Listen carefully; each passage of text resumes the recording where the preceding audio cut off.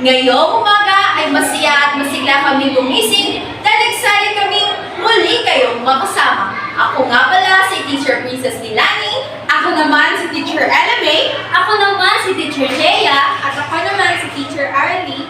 Ang inyong gurong masayahin, mapagmahal at mapagmalasakit. Kami ang makasama ninyo sa ating panibagong aralin ngayon sa ikatlong baita.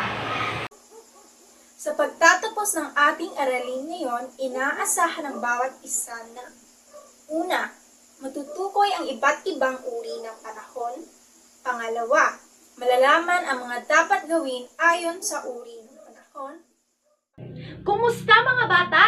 Handa na ba ang lahat? Wow! Magaling! Mukhang handa na ang lahat sa ating bagong aralin. Tara na mga bata! Buksan ang mga mata, tenga, at bubusugin ng kaalaman at aral ang mga puso at isipan.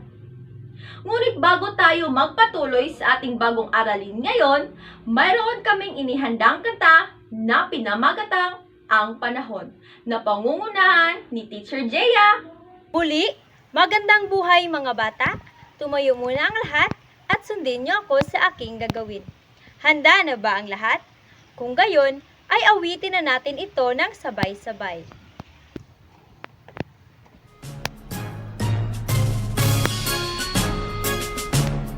Tingnan natin at pakiramdaman ang panahon, kaibigan. Maaraw ba o maulan? Pagpasok sa eskwelahan. Maaraw ang panahon. Maaraw ang panahon. Maaraw ang panahon. Maarong panahon. Tingnan natin at pakiramdaman ang panahon, kaibigan. Maaraw ba o maulan? Pagpasok sa eskwelahan. Maulan ng panahon. Maulan ng panahon. Maulan ng panahon. Maulan ng panahon. Ayan, napakahusay namang humawit ng aking mga bata. Ngunit ano nga ulit ang pamagat ng ating inawit? Tama, ito ay ang panahon. Ano-ano naman ang mga panahon na nabanggit sa ating inawit?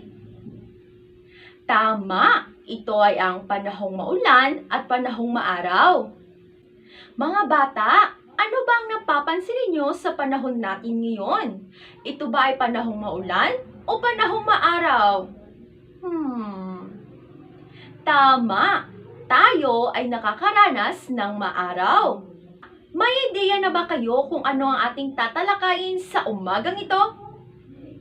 Magaling! Ang ating tatalakayin ay patungkol sa iba't ibang uri ng panahon. Ang una nating tatalakayin ay ang panahong maaraw. Ano nga ba ang panahong maaraw? Ito ay ang panahon na maalinsangan o makakaramdam ng sobrang init. Pagmasdan nyo ng mabuti ang larawan. Ano-ano kaya ang pinapakita o inilalarawan nito? Magaling! Ang larawan ay nagpapakita ng panahong maaraw. Ngunit ano nga ba ang ginagawa o isinusuot natin tuwing mainit ang panahon? Magaling! Gumagamit tayo ng maninipis sa damit, pamaypay, sunglasses, at payong bilang proteksyon sa init ng araw. Pagmasdan nyo ng mabuti ang larawan mga bata. Siya si Jerome. Sa tingin ninyo, bakit kaya siya malungkot na nakaupo sa silong ng kanilang tahanan? Magaling mga bata! Hindi makapaglaro sa labas si Jerome sapagkat umulan sa kanila. Kung gayon, ano kaya ang panahon na meron kina Jerome? Magaling! Ito ay ang panahon na maulan. Ang panahon na maulan na kung saan pumapatak ang tubig ulan na nagmumula sa ulap na may kasamang ihip ng hangin. Alam nyo ba mga bata kung ano ang kadalasang ginagawa o isinusuot natin tuwing tag-ulan? Magaling! Tayo ay nagsusuot ng makakapal na damit, kapote, humihigop ng mainit na sabaw o inumin, at payong bilang proteksyon sa ulan. Lagi nating tatandaan mga bata na kapag umuulan, kapag wala naman tayong importanteng gagawin sa labas, ay manatili na lamang sa ating mga tahanan. Pero kapag kinakailangan naman nating lumabas, ay huwag po nating kakalimutan na magdala ng payong at gumamit ng kapote upang maiwasan nating magkasakit at lagnatin.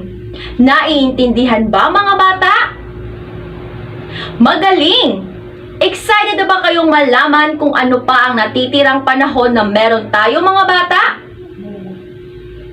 Magaling! Kaya wag na natin itong patagalin at alamin na natin ito kay Teacher Ella May. Ayan, nakakatuwa namang malaman ang dalawang uri ng panahon na ating napapakinggan. Ang panahong tag-init at panahong tag-ulan.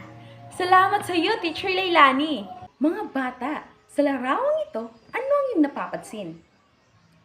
Magaling! Ang larawan ay nagpapakita ng maraming ulap at masayang nagkakasama ang isang pamilya.